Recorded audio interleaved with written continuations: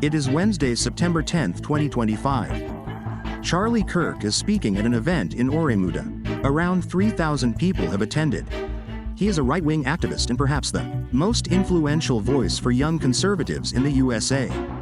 Kirk is sitting under a small gazebo in the courtyard of the Sorensen Center, on the campus of Utah Valley University.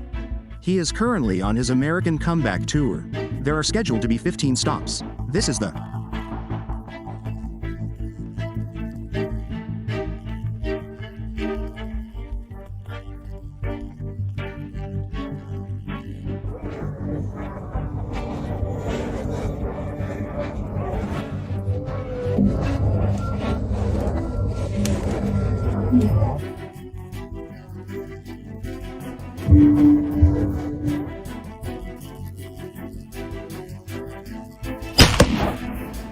Kirk is shot in the neck and dies a short time later in the hospital. Charles James Kirk was assassinated in broad daylight. We're recounting the events for you. Good morning, ladies and gentlemen. We got him.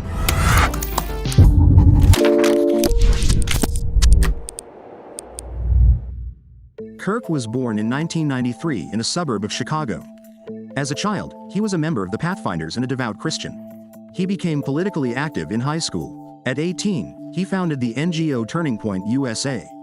The organization is committed to spreading right-wing views in schools and universities. Since then, he has repeatedly spoken out loudly on political issues, for example, on gun violence, gun deaths every single year so that we can have the Second Amendment to protect other God-given rights. He is considered to be completely against abortion, even after rape.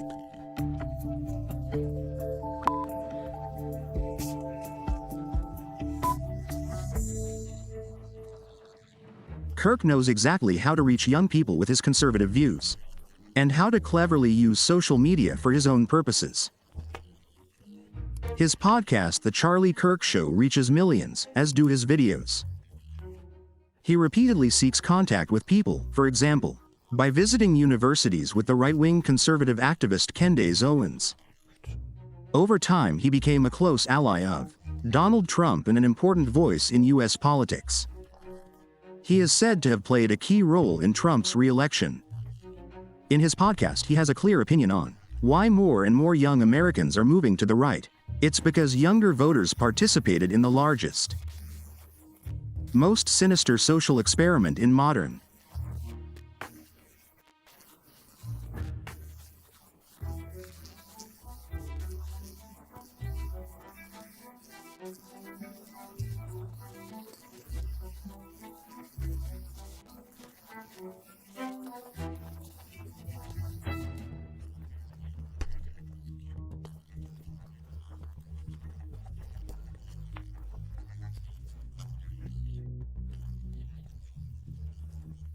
He invites the participants to publicly discuss their political viewpoints.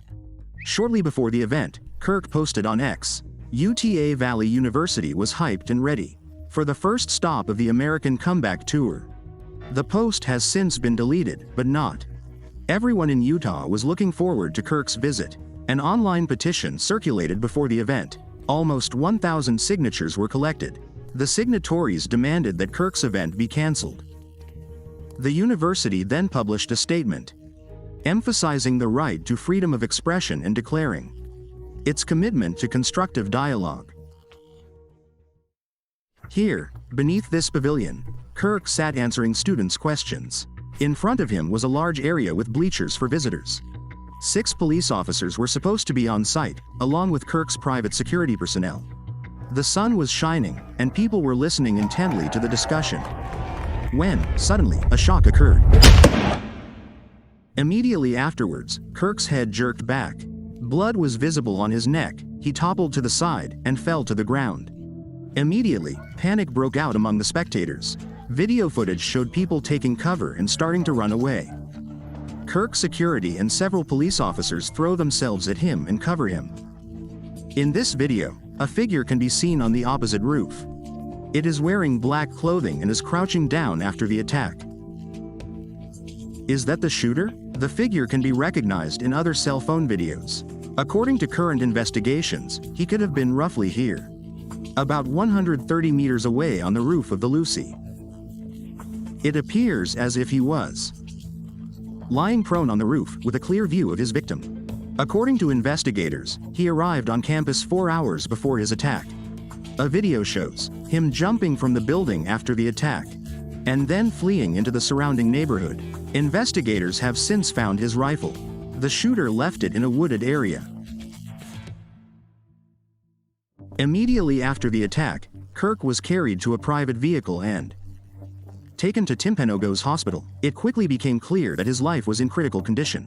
President Donald Trump and Vice President J.D. Vance are calling for online prayers for Kirk. The governor of Utah, Spencer Fox, explicitly described the incident as a politically motivated assassination. However, the perpetrator's motive was unclear at the time. At 2:40 p.m. local time on Wednesday, a spokesman for Kirk announced his death. Shortly thereafter, Donald Trump also commented on his death. He was 31 years old and leaves behind a wife and 2 children. By order of Donald Trump, all U.S. flags in the country will be flown at half-staff until Sunday evening. In a speech, he blames the rhetoric of the radical left for acts like these. For years, those on the radical left have compared wonderful Americans like Charlie to Nazis and the world's worst mass murderers and criminals. This kind of rhetoric is direct.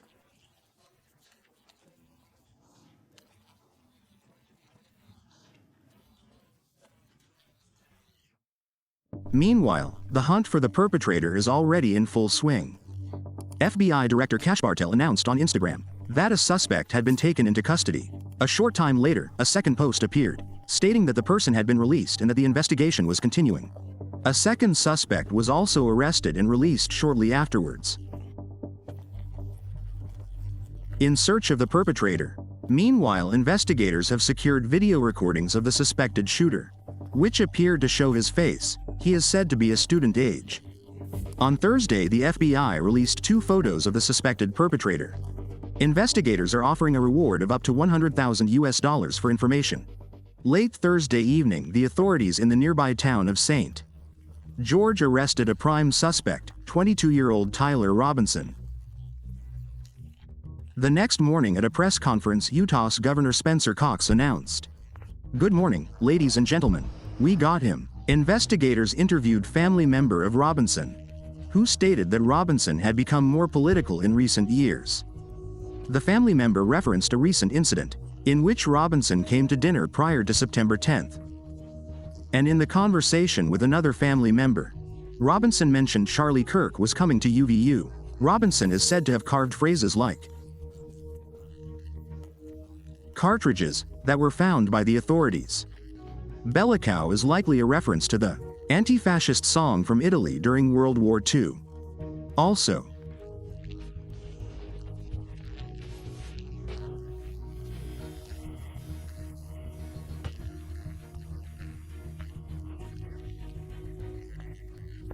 ow, watch this as a meme. A 4th cartridge read, "Loud Cocks."